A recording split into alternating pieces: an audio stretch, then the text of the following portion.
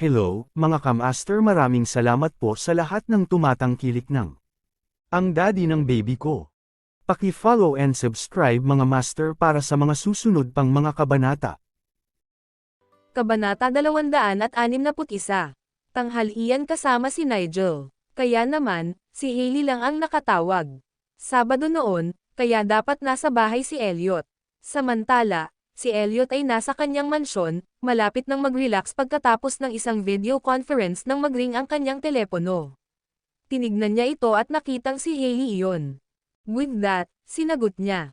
Hi, Hailey. Elliot, nakuha mo ba ang kwintas ko? Nagsalita si Hailey sa matamis at masayang tono. Oo, ginawa ko. Pwede bang isuot mo? Tingnan mo ito bilang pag-iwas sa malas, she pleaded coyly. Anong nangyari? Nag-aalalang tanong ni Elliot. Siya ay isang tao, kung tutuusin.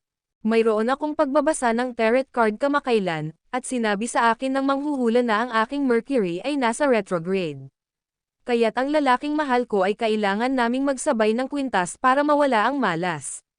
Elliot, pwede mo bang isuot ito ng isang buwan para sa akin?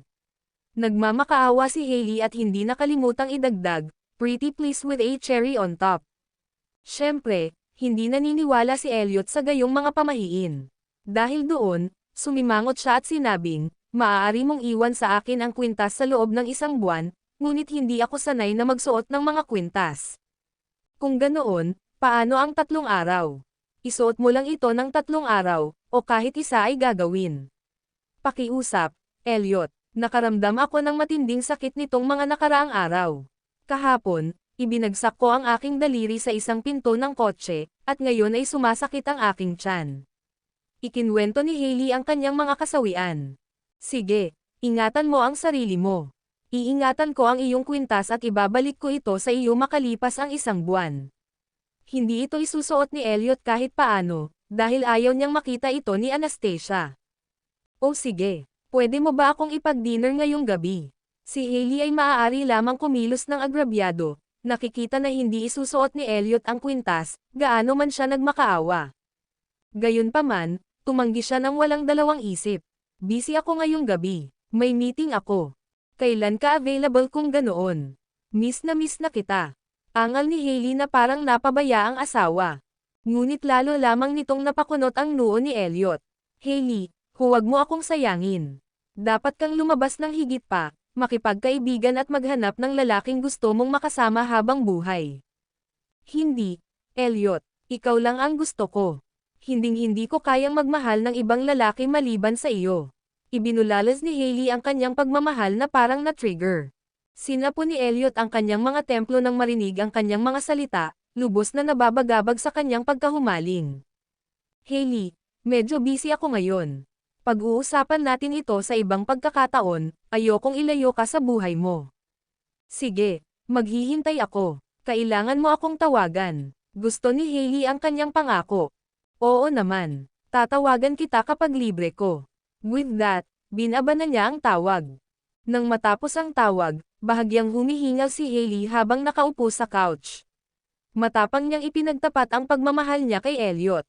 Hindi mahalaga kung tinanggihan siya ni Elliot o hindi, kailangan niya itong gawin sa kanya. Pagkatapos ng lahat, ito ay isang katotohanan na ginamit niya ang katawan ni Anastasia upang matulog sa kanya. Isang puting digmaan ang naganap araw-araw sa hindi inaasahang komersyal na industriya. Sa sandaling iyon, nakaupo si Lawrence sa kanyang opisina, namumutla ang mukha sa takot.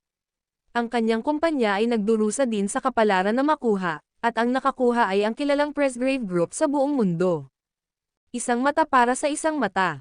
Malisyosong nakuha ng Presgrave Group ang kanyang kumpanya tulad ng ginawa niya sa Tillman Constructions. Dapat may dahilan kung bakit ang Presgrave Group ay tumitingin sa negosyo ng construction material sa bansa. Pumunta at alamin. I want answers, utos ni Lawrence sa kanyang mga tauhan habang ang galit ay gumapang sa kanyang matatabang pisngi. Kung mawawalan ako ng negosyo dahil sa iyo, Tillman, kalagkarin kita pababa kasama ko. Napuno ng puot si Lawrence habang nagmumura. Tiyak na hindi siya disenteng tao nang makarating siya sa kinaroroonan niya ngayon. Pagdating ng Lunes, nagtungo si Anastasia sa kanyang opisina gaya ng nakagawian pagkatapos ihatid si Jared sa paaralan. Habang nagmamaneho, nakatanggap siya ng tawag mula kay Nigel na nagtatanong kung maaari silang mag-lunch. Siyempre, sabi niya oo. Kung tutuusin, magkaibigan sila, at higit pa sa normal na magkita ang magkakaibigan. Sa panahon ng tanghalian, hindi sinabi ni Anastasia kay Nigel kung ano ang halos nangyari sa kumpanya ng kanyang ama ngunit pinag-usapan lamang niya si Jared at ang kanyang mga problema sa trabaho. Kabanata 262. Gustong balikan ni Lawrence ang tatay ko. Anastasia, kung nakatagpo ka ng anumang problema sa trabaho, huwag mag-atubiling sabihin kay Elliot. Sige, istorbohin mo siya. Kung hindi niya ito haharapin, sabihin sa akin. Bibigyan ko siya ng isang piraso ng aking isip. Todo sigla si Nigel pagdating sa pagbibigay ng problema sa kanyang pinsan. Nakangiting sagot ni Anastasia. Hindi na iyon kakailanganin. Ang aking mga proyekto ay hindi tataas sa kanyang antas. Hindi lang projects mo ang pinag-uusapan ko. May mga kasamahan ka rin. Paalisin mo na lang si Elliot kung sino man ang hinahamak mo. Ayaw niyang nahihirapan siya sa trabaho. Please, Nigel. Ang opisina ay isang lugar para sa trabaho, hindi para sa akin upang ay bully ang mga tao. Ikinaway ni Anastasia ang kanyang kamay. Sa sandaling iyon, tumunog ang kanyang telepono, at bumilis ang tibok ng kanyang puso nang makita niya ang caller ID, si Elliot iyon. Bakit hindi ka sumasagot? Sino ito? Presidente Presgrave. Hindi ito itinago ni Anastasia kay Nigel. Ibigay mo sa akin. Sasagutin ko na. With that, kinuha niya ang phone niya. Hoy, Nigel, walang kalokohan, please. Bumilis ang tibok ng puso ni Anastasia nang kunin ni Nigel ang kanyang telepono, dahil alam niyang isa itong taong makulit. Gayunpaman, hindi magiging si Nigel kung hindi siya magdulot ng kaunting gulo. Hoy, Elliot, hindi makatawag si Anastasia sa telepono sa ngayon. Kausapin mo lang ako. Bakit magkasama kayong dalawa? Monotonous na tanong ni Elliot. Kahit na sumuko na si Nigel sa pakikipaglaban para sa pagmamahal ni Anastasia, hindi pa rin niya maiwasang guluhin ang kanyang pinsan. Bakit? Natatakot ka ba na kunin ko siya para sa sarili ko? Ngumisi siya. Ibigay mo sa kanya ang telepono.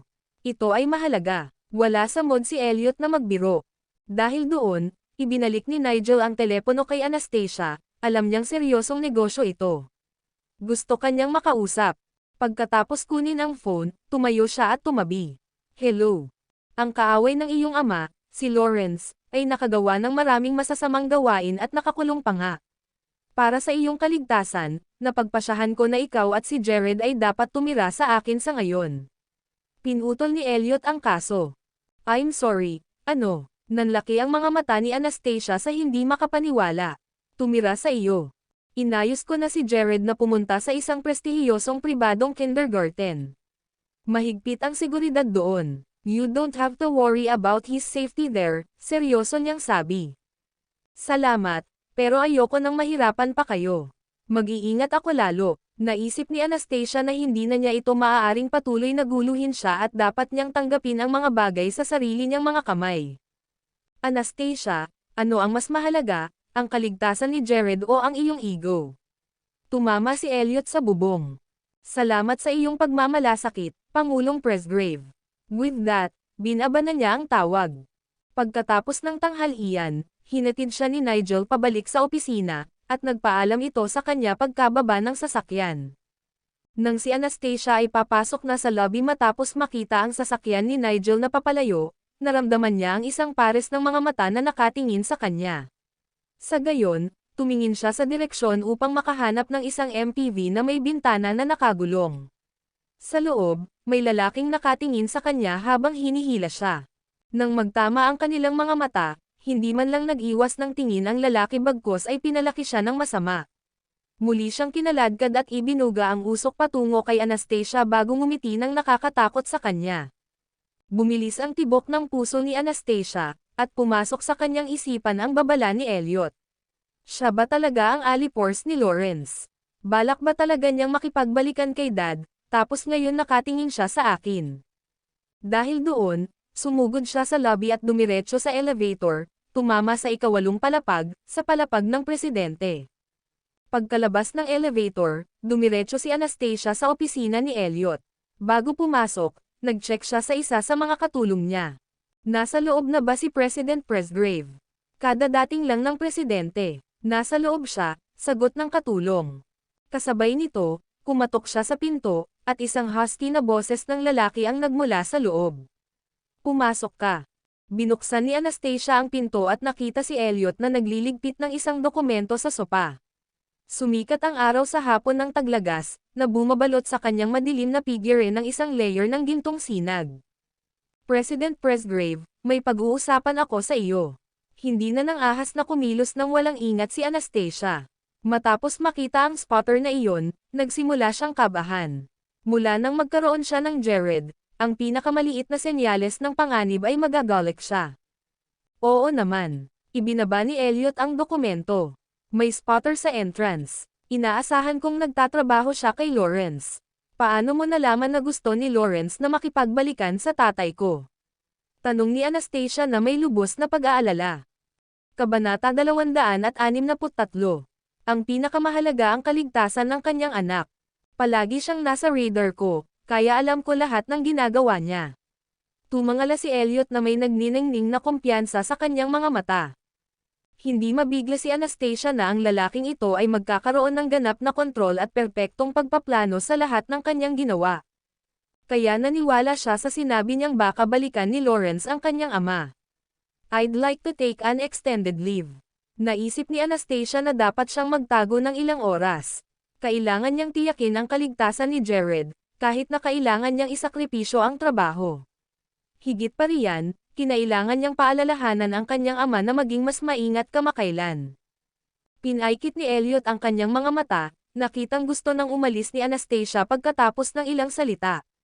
Relax. Ipinadala ko ang aking mga tauhan upang kunin si Jared at ginawa ang mga kinakailangang pagsasaayos upang mapanatili ang iyong ama. Nasasakupan na kita. Napahinto si Anastasia sa kanyang kinatatayuan at hindi makapaniwalang tumingin sa lalaking nakaupo sa sofa.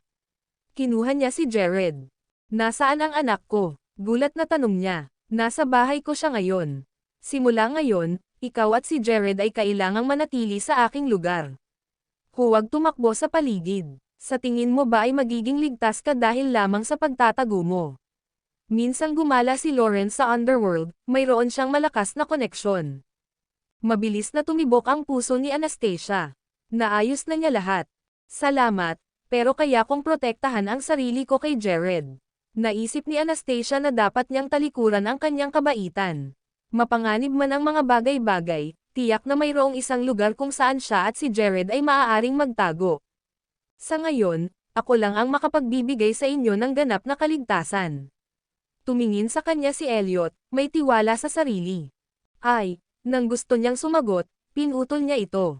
Naisip mo ba na kayo ni Jared ang magiging pinakamahusay na target ni Lawrence kung talagang gusto niyang makipagbalikan sa iyong ama?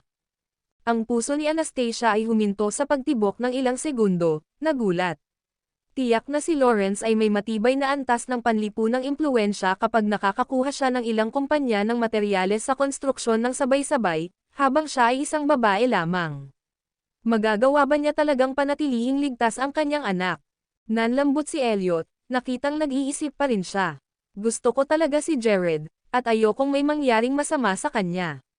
Sigurado akong ayaw mo rin. Pero, bumantong hininga si Anastasia at tumingin sa kanya. Masama ang pakiramdam ko na ang pamilya ko at ako ay kailangang patuloy na abalahin ka. Sa tingin mo ay iniistorbo mo ako, pero hindi. Mas masaya ako kapag ikaw ang kasama ko. Hindi rin magiging maganda ang pakiramdam ko kapag may nangyari sa inyo. Tumingin ng malalim si Elliot sa kanyang mga mata. Natahimik sandali si Anastasia, nahihirapang magdesisyon bago tuluyang tumangala sa lalaking nasa harapan niya. Kung gayon, kakailanganin namin ni Jared na abalahin ka ng ilang oras. Ang pagprotekta sa inyo ay isang bagay na dapat kong gawin. Nasabi mo na ba sa tatay ko ang tungkol dito?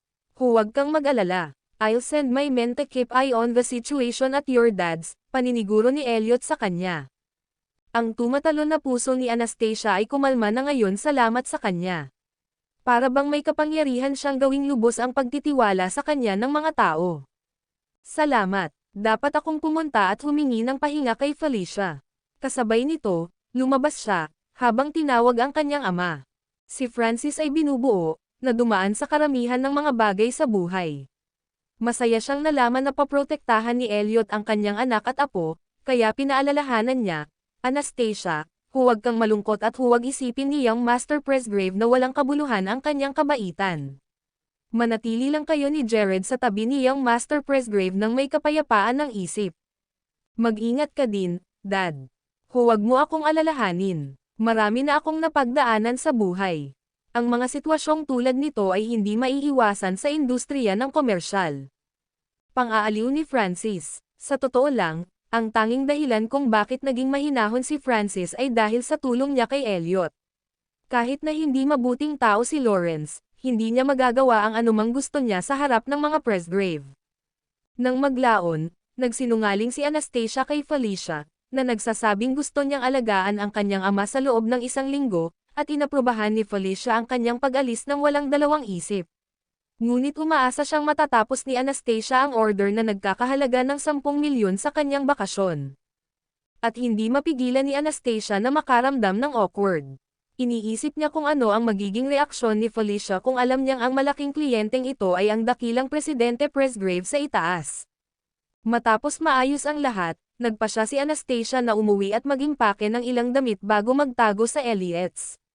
Kapag may nangyaring ganito, wala nang igaw sa mundong ito ang mas mahalaga pa kaysa sa kaligtasan ng kanyang anak. Kabanata 264. May gagawin ako sa'yo. Bumalik si Anastasia sa opisina pagkatapos ng mabilisang pack-up at pagkatapos ay tinawagan si Elliot sa pamamagitan ng intercom. Anong oras ka aalis? Gusto kong makita si Jared. Puntahan mo ako sa basement na paradahan ng kotse sa loob ng 10 minuto, sagot ni Elliot. Pagkaraan ng 10 minuto, inilipat ni Anastasia ang 2 malita mula sa kanyang sasakyan papunta sa trunk ni Elliot. Si Ray, ang katulong, ay naging Ray, ang tsuper, na nagtutulak kay Elliot at Anastasia pabalik sa lugar ni Elliot habang ang dalawa ay nakaupo sa likurang upuan. Si Anastasia ay nanginginig pa rin sa katotohanan na kailangan niyang manatili kay Elliot ng ilang oras habang pinagmamasdan niya ang tanawin sa labas ng bintana. Nako, ano ang gagawin kapag ang buhay ay naghagi sa iyo ng isang curveball? Magpahinga ka ng mabuti habang nasa aking lugar ka, sabi ni Elliot. Ang saya sa ilalim ng kanyang hindi maarak na mga mata ay hindi maitago. Gayunpaman, masama pa rin ang pakiramdam ni Anastasia sa pag-abala sa kanya. Paumanhin sa panghihimasok, Presidente Presgrave. Hindi naman. Naluwag ang mukha ni Elliot habang iniisip, paano mo ito matatawag na panghihimasok? Mamamatay siya para makasama siya nito. Sa totoo lang, sadyang ginawa niyang mas matindi ang mga bagay kaysa sa aktwal. Oo. Hinuhukay ng mga tauhan ni Lawrence ang relasyon ni Francis sa kanyang pamilya, ngunit si Lawrence mismo ay nasa malalim na T ngayon, dahil hinahatak niya ang lahat ng posibleng koneksyon upang alisin ang kanyang sarili sa ilang kaso ng women missing from nightclub. At kung hindi nagkataon na nakita ni Anastasia ang spotter, hindi niya ito may uuwi ng ganoon kadali. Unti-unting lumayo si Anastasia habang patuloy na pinagmamasdan ang tanawin sa labas ng bintana. Pagkatapos, nang bumalik sa kanyang isipan ang kanyang kasalukuyang sitwasyon, tumingin siya kay Elliot upang makitang nakatingin ito sa labas ng bintana at nag-iisip din. Buntong hininga, ang kanyang gwapong side profile ay isang tanawin din. Pagkatapos ng ilang segundong tumangala, umiwas siya ng tingin na namumula ang mukha. Sinakop ng mansyon ni Elliot ang pinakamagandang lupain ng lungsod, dahil matatagpuan ito malapit sa dagat at mga burol. Dagdag pa, itinayo ito sa matataas na lugar, kaya ito ang perpektong lugar para panoorin ang mga bituin o tingnan ang cityscape. Ang buong mansyon ay umabot sa halos kalahati ng burol, at ito ay dinisenyo din ng isang kilalang arkitekto. Nagkaroon ng pribilehiyo si Anastasia na dumating minsan, ngunit nagmamadali siyang umalis. Sa pagkakataong ito, nagawa niyang humanga sa tanawin sa paglalakbay patungo sa tuktok ng burol. Sa gitna ng huling bahagi ng taglagas, ang mansyon ay nagmistulang isang nakayukong higanteng kulay abong. Pagkababa ni Anastasia sa sasakyan, narinig niya ang isang pamilyar na boses na nagmumula sa bakuran, si Jared iyon. Sa kasiyahang nagulat, sinundan niya ang boses sa isang hardin, at sa pamamagitan nito, nakita niya si Jared na naglalaro ng soccer kasama ang dalawang bodyguard sa field. Ang maliit na lalaki ay walang pakiramdam ng kakaiba, masayang naglalaro na parang nasa sarili niyang tahanan, at nahiya ito kay Anastasia. Napaka-approachable ng batang ito. Jared, tawag niya sa kanya. Mommy, sa wakas nandito ka na. Nagulat si Jared at tumakbo papunta sa kanyang ina nang marinig niya ang boses nito. Hinayla siya ni Anastasia palapit at pinunasan ang pawis sa noo. Ganyan ba talaga kasaya? Mommy, sabi ni Mr. Presgrave will be staying here for some time, totoo ba? Tumingin si Jared kay Anastasia gamit ang malaki, bilog, at inosenteng mga mata. Ayaw ni Anastasia na malaman niya ang dahilan sa likod nito sa takot na mahihirapan siyang makihalubilo sa hinaharap. With that, gumawa siya ng excuse. Oo, dahil kailangan nating ayusin ang ilang mga bagay sa bahay, kaya kailangan nating mag-crash pansamantala sa Mr. Presgrave. Tuwang-tuwa, tumango ang maliit na lalaki. Ay, makakasama natin si Mr. Presgrave. Si Anastasia naman ay may halong damdamin tungkol dito. Paulit-ulit niyang sinasabing hindi ang utang na pilit niyang binabayaran, ngunit sa parehong oras, kailangan niyang tanggapin ang mga iyon.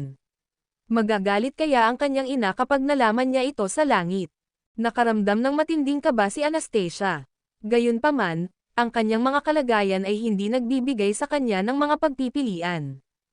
Hinayaan niyang bumalik si Jared sa kanyang soccer habang papasok siya sa foyer. Ang ilang mga katulong ay abala sa malayo, at nang makita nila si Anastasia, binati nila siya, na nagsasabi, Miss Tillman.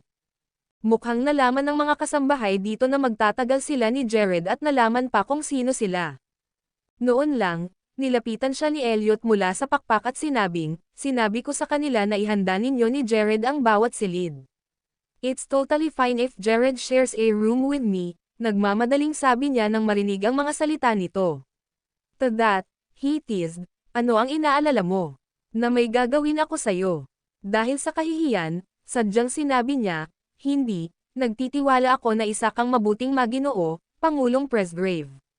Tiyak na hindi mo sasamantalahin ang aking kahinaan. Kabanata 265. Ito ang iyong opisina. Matalino na babae. Ang kwarto ng bata ay nasa tabi mo. Huwag mag-alala. I won't do anything to you, paniniguro ni Elliot kay Anastasia habang paakyat siya ng hagdan. Sumunod si Anastasia sa likuran niya upang makita hindi lamang ang kwarto ng bata at ang kwarto niya ay magkatabi, ngunit ang silid ni Elliot ay nasa parehong palapag din, at napakalapit doon. Dinala na ang kanyang bagahe. Kasabay nito, sinabi ni Elliot, hihilingin ko sa mga tagapaglingkod na tulungan kang ayusin ang iyong mga bagahe. Mabuti naman, kaya ko ang sarili ko. Hindi sanay si Anastasia na mag-order ng mga katulong. Tumango si Elliot doon at hinayaan siyang kunin ang kanyang bagahe. Pagkatapos ayusin ang sarili niyang bagahe, inilagay niya ang damit ni Jared sa kwarto ng bata. Sa pagtatapos ng araw, lumalaking batang lalaki si Jared.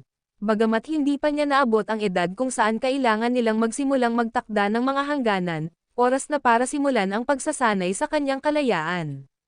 Nagpahinga si Anastasia pagkatapos ayusin ang lahat, at ang babala ni Hailey ay pumasok sa kanyang ulo. Gayunpaman, wala na siyang pakialam. If Hailey dared bring that B*** to her son, she'd immediately send that B** to jail. Hinding-hindi niya ito mapapatawad sa pagdungis sa kanya noon. Hinding-hindi niya ito mapapatawad sa ginawa niyang trauma sa kanya.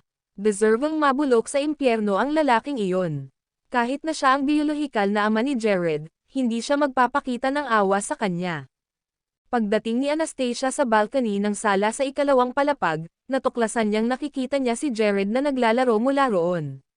With that, umupo siya at ni-enjoy ang view. Samantala, halos agad-agad na dinala ng mga katulong ang ilang prutas at afternoon tea. Ito ay isang serbisyong dagdag dito mismo. Maya-maya, pumunta si Elliot sa balkonahe at umupo sa tabi niya, pinapanood ang batang naglalaro sa field. Mukhang nagustuhan ni Jared ang lugar ko. Sino ba ang hindi magkakagusto sa isang marangyang mansyon? Nakangiting sagot ni Anastasia. So, sinasabi mo bang gusto mo rin? Tanong niya. Nabulunan siya sa tanong ni Elliot, ngunit hindi niya piniling magsinungaling. Oo naman. With that, He suggested with a quirked brow, "Why don't I give you a chance to own it, then? Pakasalan mo ako, at ang mansyon na ito ay magiging iyo."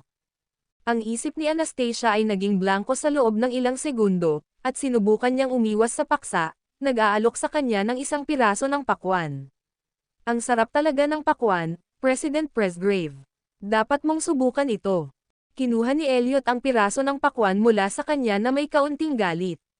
Gayunpaman, hindi siya nagpatuloy pagkatapos kumagat, dahil ayaw niyang takutin siya kapag dumating siya. "Tiyak na marami kang lingkod, Pangulong Presgrave." Bumulwak si Anastasia. Nakakita na siya ng mga 7 o 8 sa kanila mula nang dumating siya. Sa sandaling iyon, bahagyang ipinikit ni Elliot ang kanyang mga mata at ipinaliwanag, lahat sila ay aalis saglit. Karaniwan, 2 katulong lang ang pumupunta para maghanda ng almusal at hapunan. Tapos, may naalala siya, and with that, he turned to Anastasia. "Halika, ipakita ko sa iyo ang iyong studio." Nataranta. Nagtanong siya, "Anong studio?" "Malalaman mo kapag nakita mo na." Bumangon si Elliot at bumalik sa loob, na tila misteryoso. Nagtataka, sumunod si Anastasia sa likuran niya sa isang dobleng pinto sa kabilang dulo ng sahig, na nakaharap sa bakuran. Itinulak ni Elliot ang pinto, hinayaan ang pagsikat ng araw sa gabi, na nagbigay buhay sa silid. Ang espasyo ay pinalamutian ng mga halaman at isang eleganteng ivory work desk. Higit pa rito, ang panoramic na pader ng bintana ay tinatanaw ang dagat. Kasama ng maaliwalas na muebles, tiyak na ito ang pinakahuling studio ng isang designer. Ang gandang pagmasdan. Tiyak na walang malikhaing propesyonal ang tatanggi sa naturang studio.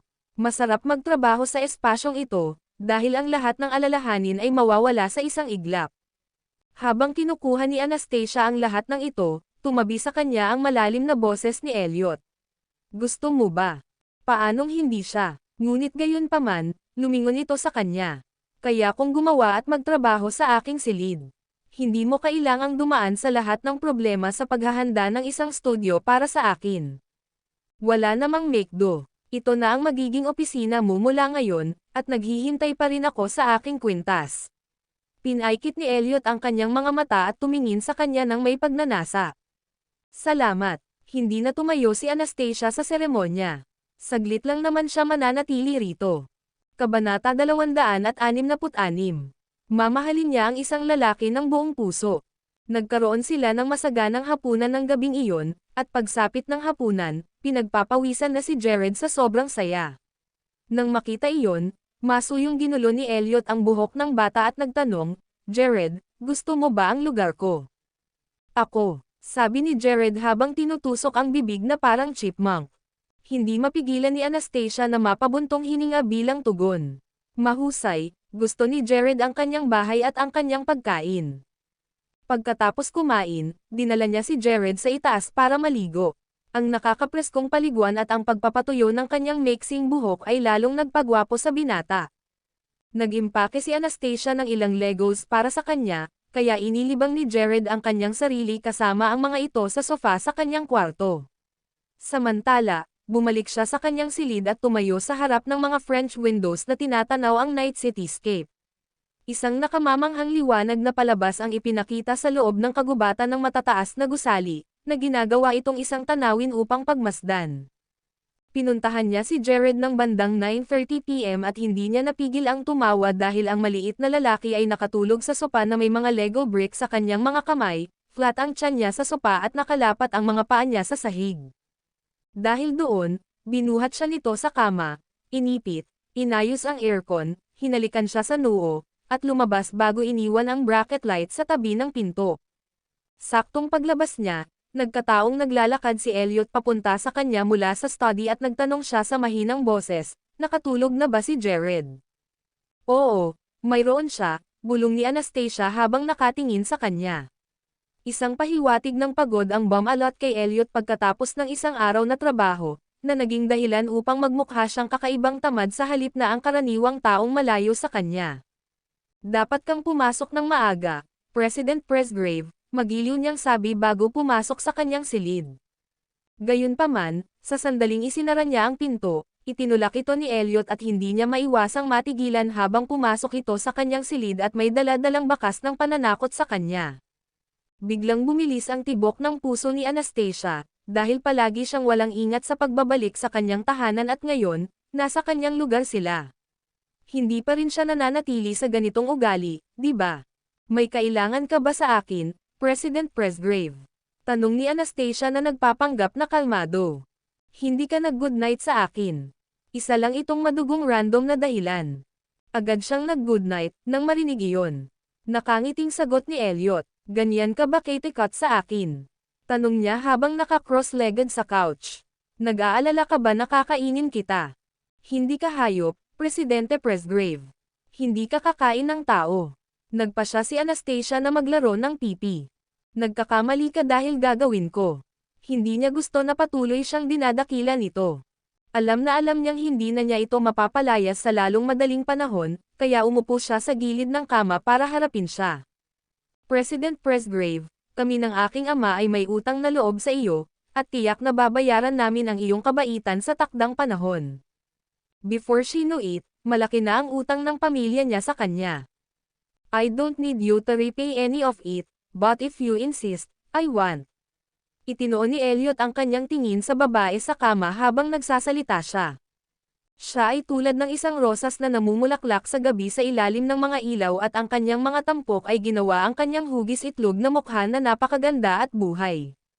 Ang kanyang kagandahan ay bihira, dahil siya ay mukhang napakaganda sa magaan man o mabigat na makeup, at maaari na siyang magkaroon ng mga lalaki na mahuhulog sa kanya kahit na sa magaan lang na makeup. Samantala, curious na tumingin sa kanya si Anastasia, naghihintay ng susunod niyang sasabihin. Ikaw, mariing sabi niya. Namula siya nang marinig ang mga sinabi nito, nalungkot dahil hinayaan niyang makuha niya ang kanyang kuryosidad. The hell, gusto niya ako. Mga malalanding salita. Alam ni Anastasia na kailangan niyang itaboy siya ngayon. Gabi na, Pangulong Presgrave. Dapat kang magpahinga. Siyempre, alam ni Elliot na gagawin niya iyon. Kaya naman, bumangon siya at nag-good night sa kanya bago umalis. Nakahinga ng maluwag si Anastasia habang pinagmamasdan ang pagsara ng pinto, pero ano ba talaga ang kinatatakutan niya? Na siya ay kumilos ng walang ingat o ang hindi sumusukong puso ay mawala sa kanya. Kung wala siyang anak, o hindi nangyari ang insidenteng iyon 5 taon na ang nakalilipas, tiyak na mamahalin niya ang isang lalaki ng buong puso, ang Till Death Do Us Part, uri ng pag-ibig. Ngayon, kasama si Jared sa tabi niya, ayaw niyang magkaroon ng anumang bagay sa pag-ibig. Hindi sa mayroon siyang mga isyu sa pagtitiwala, ngunit mayroon siyang mga tungkulin bilang magulang. Kabanata 267. Proteksyon. Mabuting tao si Elliot, at mabait din siya sa anak ni Anastasia. Gayunpaman, hindi siya ang biolohikal na ama ni Jared, kaya kahit na mahalin niya ang kanyang anak ng walang kondisyon ngayon, walang nakakaalam kung magbabago ito sa hinaharap. Hindi siya nang ahas na tumaya dito. Palagi siyang nakakakita ng online na balita tungkol sa mga babaeng nag-asawang muli, ngunit ang kanilang mga anak ay iniiwasan ng mga asawa. Mga pamilya, sa kabuuan, pinakamainam para sa mga babaeng walang asawa na may mga anak na hindi na magpakasal. Sa Tillman Residence, umuwi si Francis pagkatapos ng isang abalang araw sa trabaho. Pagdating niya sa bahay, tinawag niya ang asawa. Sabihin mo kay Erica na bumaba. May sasabihin ako. Umakyat si Naomi at tinawag ang kanyang anak. Pagkatapos, umupo ang dalawa sa sopa at kinakabahang tumingin sa mabagsik na ekspresyon ni Francis. Hubby, anong nangyari? Baka makaganti sa akin si Lawrence. Kaya kapag lumabas kayo ni Erica nitong mga araw na ito, mag-iingat ka, o kung maaari ay huwag na lang lumabas ng bahay, paalala ni Francis sa kanila sa seryosong tono. Bakit siya maghihiganti sa atin? Naguguluhan na tanong ni Erica. Bakit pa? Ang kanyang kumpanya ay binili ng Presgrave Group, at hindi siya nang ahas na kunin ito sa Presgrave Group mismo, kaya nailabas niya lamang ang kanyang galit sa akin. Manatili ka lang muna sa bahay. Ano naman si Anastasia? Ipinaalam mo ba sa kanya ang tungkol dito? Casual na tanong ni Naomi. Naisip niya na kung talagang gusto ni Lawrence ang kanyang paghihiganti, dapat niyang gawin ito kay Anastasia at sa kanyang anak.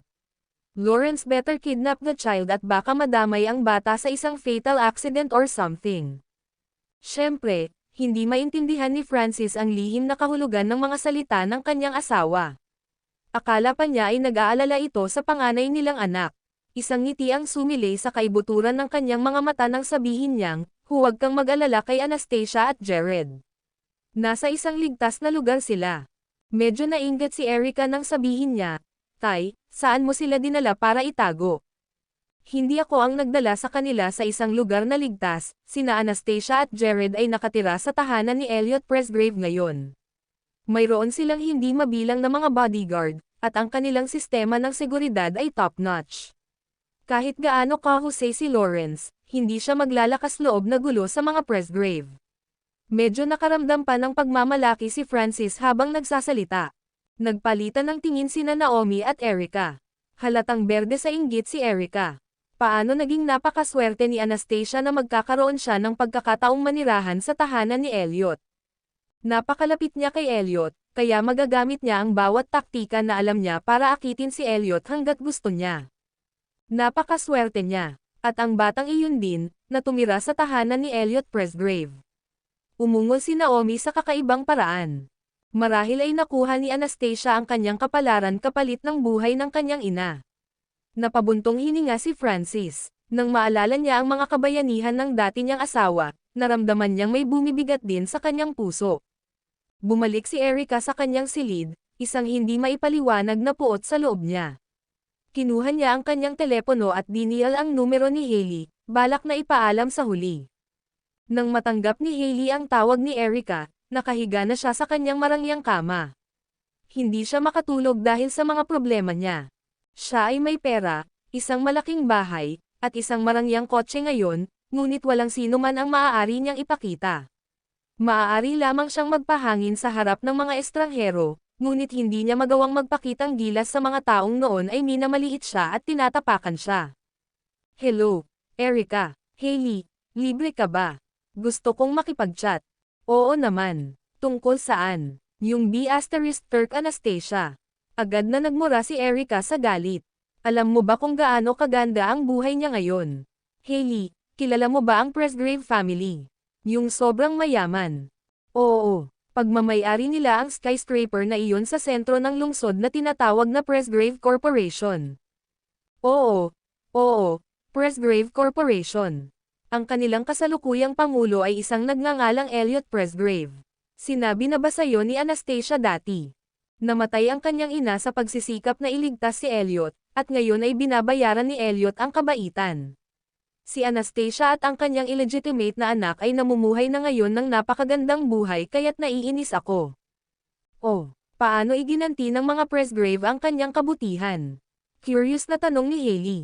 Let's talk about it in terms of something close to me. Ang kumpanya ng tatay ko ay halos binili ng iba, tama ba? Ang young master ng Presgrave family ang nagsalita at niresolba ang sitwasyon. Ngayon, ang taong sinubukang bilhin ang kumpanya ng aking ama ay nagsisikap na makaganti sa kanya, kaya sinabihan kami ng aking ina na huwag munang lumabas pansamantala. Ngunit alam mo ba kung saan nagpunta si Anastasia kasama ang kanyang anak? Sila ay nanirahan sa villa ni Elliot, at sila ay nasa ilalim ng kanyang proteksyon ngayon. Kabanata 268. Gitnang gabi. Galit na galit si Erica habang nagsasalita, at si Hailey, sobrang galit na napabuntong hininga. Siya ay parehong galit at takot na si Anastasia ay lumipat sa bahay ni Elliot na may dahilan para magtago mula sa panganib. Inakala ni Hailey na nagawa niyang bantaan si Anastasia, ngunit hindi man lang sineseryoso ng huli ang kanyang babala.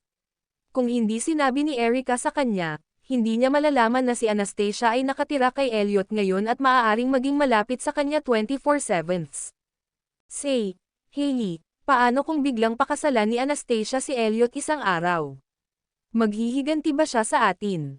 Ang boses ni Erica ang nagpa-address kay Hailey mula sa kanyang nagngangalit na galit. Siyempre, Erica, kung magkakaroon siya ng kapangyarihan, hindi tayo mabubuhay ng payapa. Kapag nangyari iyon, tatapakan kanya at ako, at hinding-hindi na tayo makakabawi sa buong buhay natin. Gusto ni Hailey na pukawin ang takot ni Erica para may magawa siya tungkol kay Anastasia. Kung gayon, Ano ang gagawin natin, Hailey? Natapos magsalita si Erica, pagkatapos ay sinabi kaagad, alam mo ba? Sinisikap ng tatay ko na ipamana ni Anastasia at ng kanyang anak ang kumpanya sa likod namin at ng nanay ko. Wala tayong makukuha. Nang marinig iyon, nagmamadaling nagpayo si Hailey, na nagsasabing, Erica, kailangan mong mag-ingat ng nanay mo laban kay Anastasia. Marahil ay hindi ito ang intensyon ng iyong ama. Maaaring naglalaro si Anastasia sa likod ng mga eksena, kaya walang magawa ang iyong ama kundi hayaan siyang magkaroon ng kumpanya. Sa tingin ko rin, kung hindi, bakit hinahayaan ng tatay ko na magmana ng kumpanya ang mongrel na iyon? Si Erica ay medyo simple ang pag-iisip, at naniwala siya sa lahat ng sinabi ni Hailey. Erica, sigurado ka bang lumipat si Anastasia sa bahay ni Elliot? Siyempre ako. Ang tatay ko mismo ang nagsabi.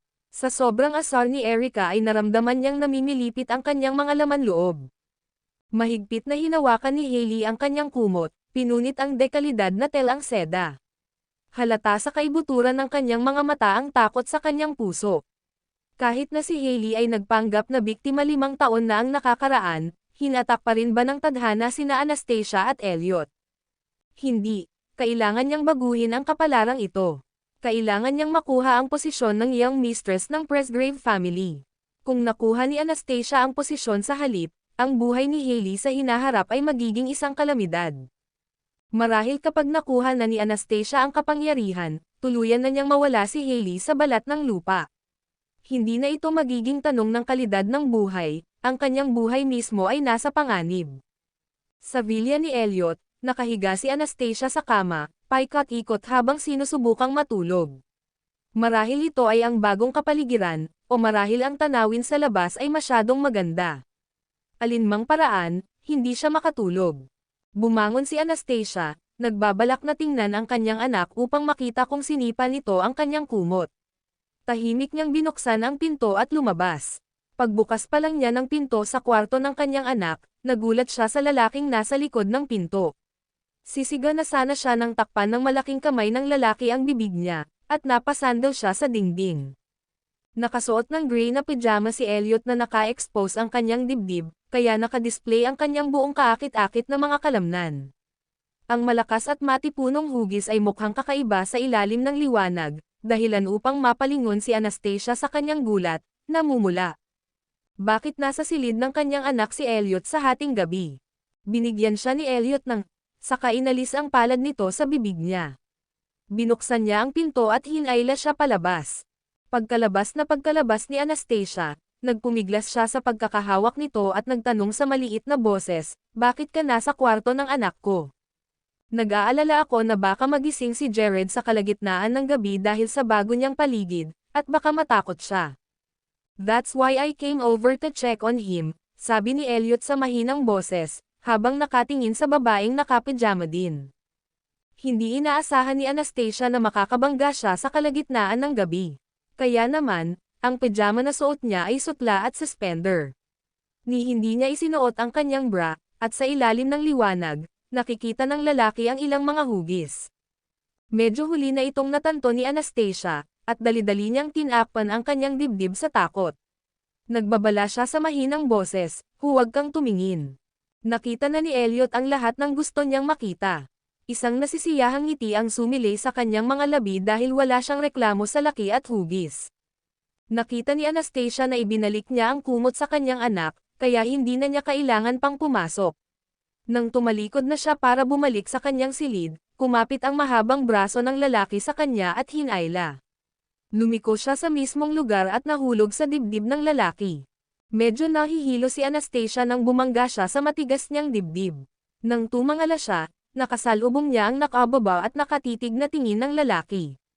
Pinalabo ng mga ilaw sa koridor ang malamig na outline ng lalaki, at talagang mukha siyang maamo.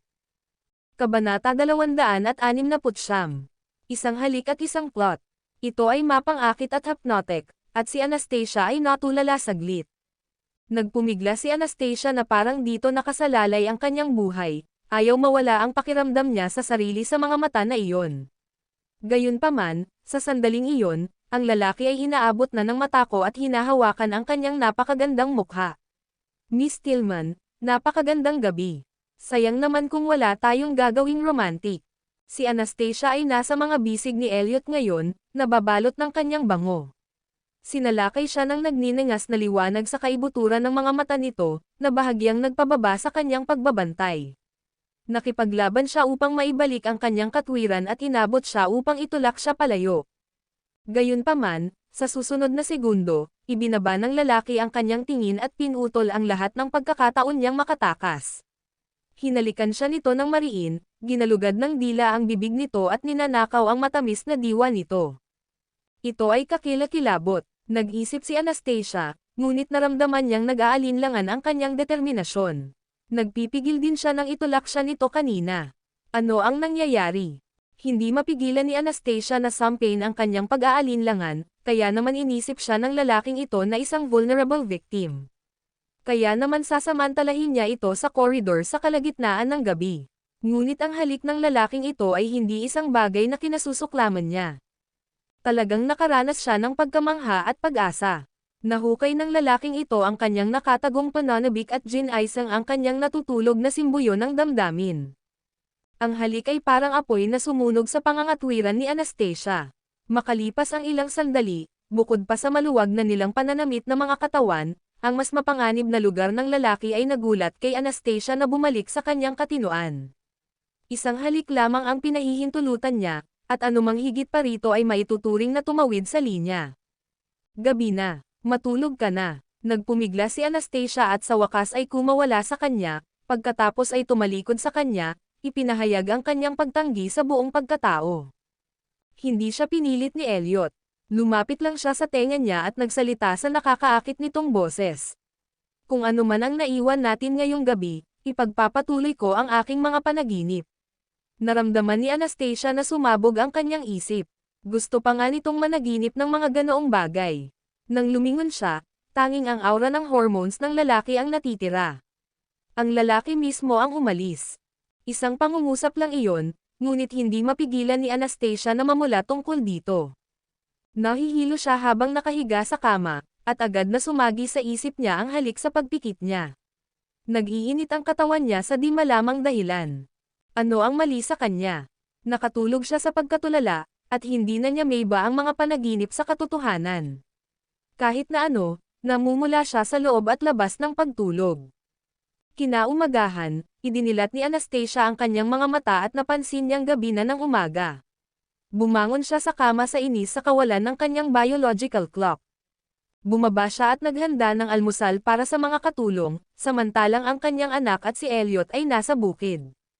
Ang maliit na lalaki ay umibig sa tagpi-tagping damo na ito, at kapag nakakuha na siya ng soccer ball, maaari na siyang maglaro doon buong araw. Matagal na panahon na rin ang lumipas mula nang magkaroon siya ng oras para magpahinga at mag-enjoy sa umaga. Nakahanap si Anastasia ng isang lugar kung saan niya mapapanood ang kanyang anak na naglalaro ng soccer, at pagkatapos ay humigop siya ng kanyang kape sa umaga habang pinapanood ang kanyang anak na tumatakbo sa sikat ng araw. Ito ang isa sa pinakamasayang sandali niya bilang isang ina. Gayunpaman, naramdaman pa rin ni Anastasia ang atensyon niya sa lalaking nakasuot ng sports attire. Nakasuot siya ng kulay abong pang-itaas na panaresen ng itim na sweatpants. Habang siya ay nakatayo sa gitna ng damo, siya ay lumitaw na malaki, makapangyarihan, at kahanga-hanga. May pare-pareho, malakas, at nangingibabaw na aura sa kanya. Kinagat ni Anastasia ang kanyang labi at hindi maiwasang maalala ang nangyari kagabi. Muli siyang nabagabag, at nagpasya siyang hindi na dapat mangyari muli ang mga ganoong bagay. Hindi kailanman. She then mocked herself. Siya ay sumumpa sa eksaktong parehong bagay ng higit sa isang beses, ngunit ito ay palaging tila nabigo. Kapag kaharap ang lalaking ito, walang anumang sumpa na kanyang isinumpa ang maaaring tuparin. Sa isa pang villa area, hindi masyadong nakatulog si Hailey sa buong gabi. Namumula ang mga mata niya habang kinukuha ang phone niya at dinial ang number ni Daniel. Nang matapos ang tawag ay nagutos siya, "Daniel, gusto kong makita si Elliot. Tulungan mo akong mag-isip ng paraan." Sa kabilang dulo ng linya, nag-isip si Daniel ng ilang segundo bago sumagot, "Ngayong Sabado, ipagdiriwang ni Old Madam Presgrave ang kanyang ika-70 kaarawan. Naghahanda na si President Presgrave para dito, kaya makakahanap ka ng pagkakataon para ipaalam sa kanya na gusto mong dumalo at ipagdiwang ang kaarawan ni Old Madam Presgrave.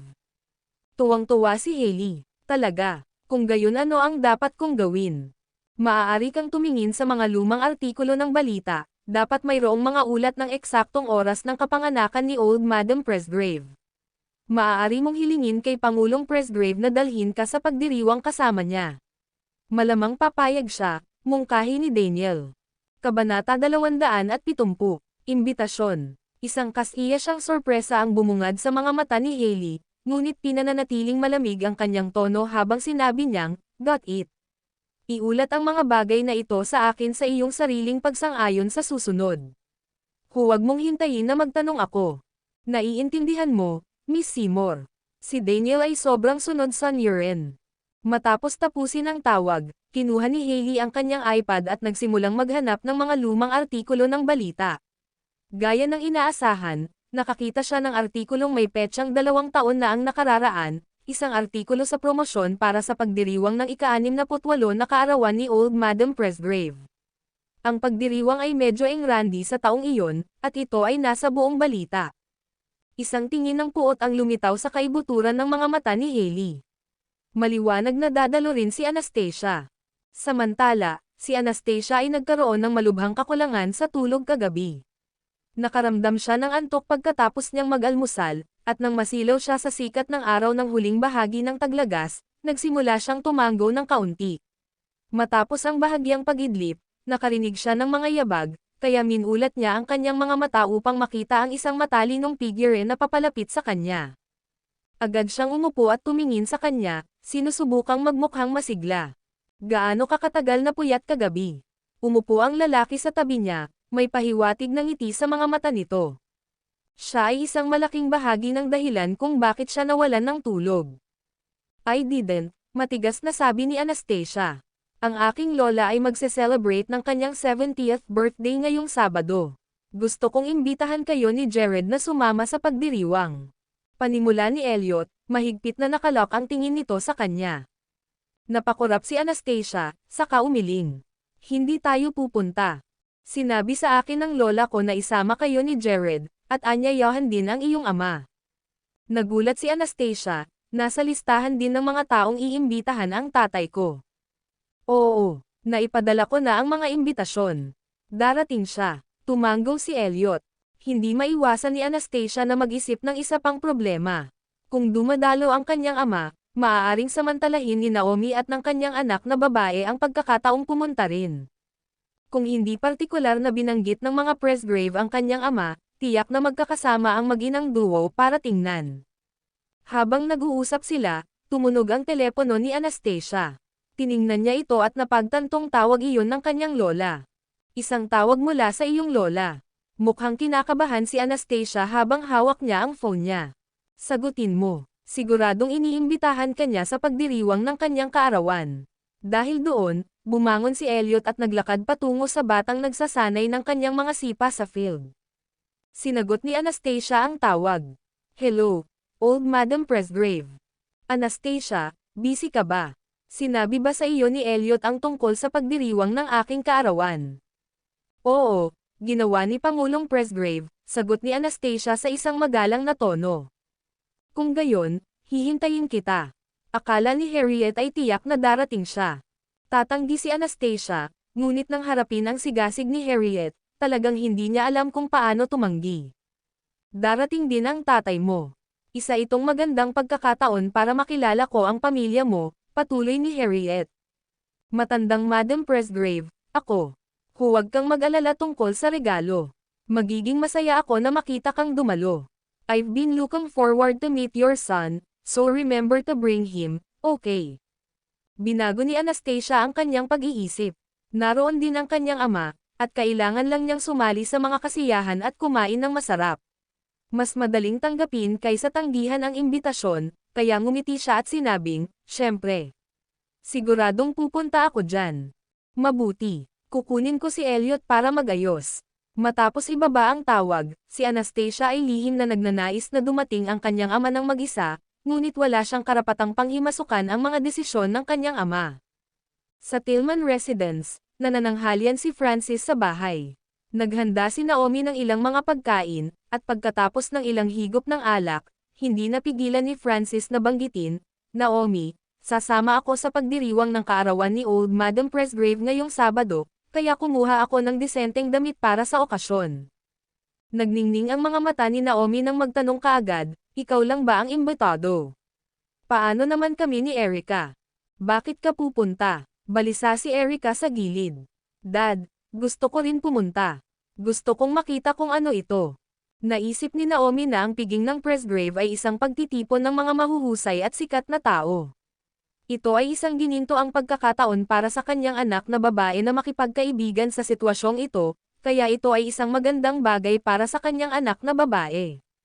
Paano kung ang isang mayamang binata ay nagkagusto sa kanyang anak na babae? "Francis, sasama kami ni Erica sa iyo. Ang kanilang mga bisita ay pawang mga nangungunang figure mula sa mataas na uri. Huwag mo akong ipahiya ngayon." Umiling si Francis.